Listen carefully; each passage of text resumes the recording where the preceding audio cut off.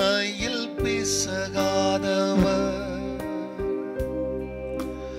உடன்படிக்கையின் தேவன்,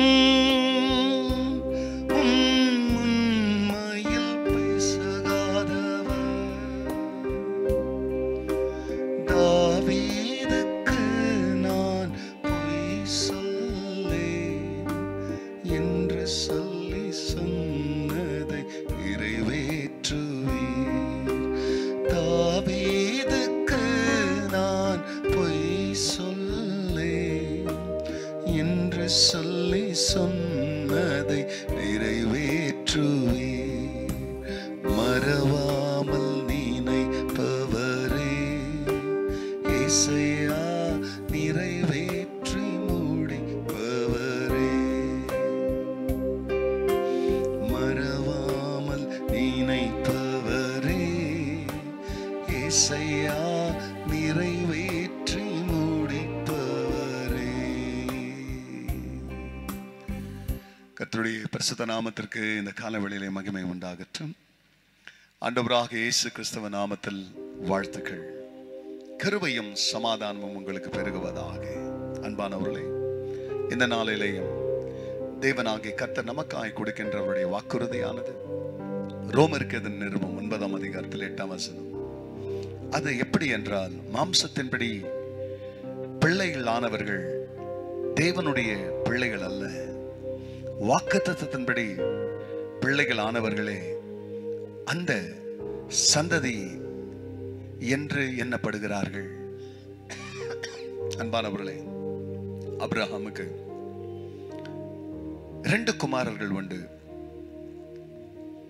மூத்தவன் அடிமை பெண்ணாகிய ஆகாரின் வழியாய் வந்தவர். வாக்குத்தத்தத்தின் மகன் சாராள் வழியாய் பிறந்தவர். பிறகு இப்பொழுது ஆபிரகாமுடைய பிள்ளைகள் மாம்சத்தின்படி ஈசாக்கின் சந்ததி எல்லாம் ஆபிரகாமின் பிள்ளைகளாகவே இருக்கிறார்கள். இன்னைக்கு பிரஜாதிகளா இருக்கிற நீங்களும் நானும் ஆண்டவராக இயேசு கிறிஸ்துவை விசுவாசத்தின் வழியா ஏற்றுக்கொண்டதினாலே இப்ப யூதர்கள் ஆபிரகாமுடைய பிள்ளைகள் மாம்சத்தின்படி தேவனுடைய பிள்ளைகளா இருந்தாலும், இங்கே வாக்குறுதி சொல்லுகிறது, மாம்சத்தின்படி பிள்ளைகளா இருக்கிறவர்கள் தேவனுக்கு பிள்ளைகள் அல்ல, வாக்குத்தத்தத்தின்படி பிள்ளைகளாய் இருக்கிறவர்களே ஆபிரகாமின் சந்ததியா இருக்கிறார்கள்.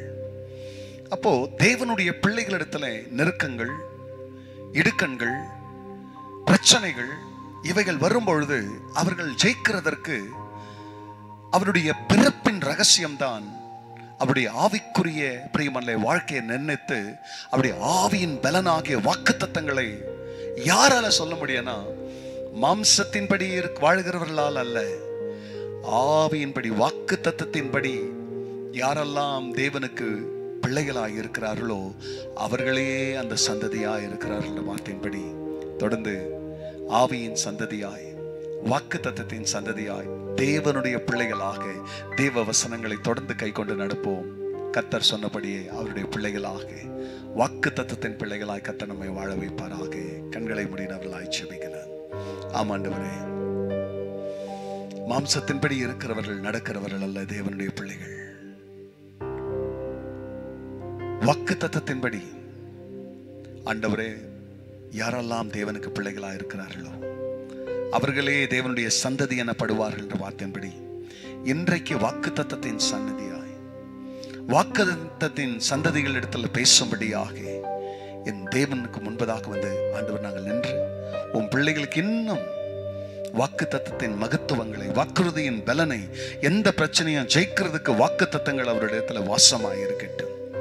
உன் பிள்ளைகளுடைய அடையாளம் அதுவே என்று கர்த்தர் இந்த காலவெள்ள காண்பித்தபடி அவர்களை ஆசீர்வதியும். எல்லா மகிமையும் கர்த்தர் நீரிடும். நன்மை பெற இயேசுவின் நாமத்தில் பிதாவே, ஆமென், ஆமென். உடன்படிக்கையின் தேவன், உண்மையில் பிசகாதவர். God bless you, church. Have a blessed day. Amen.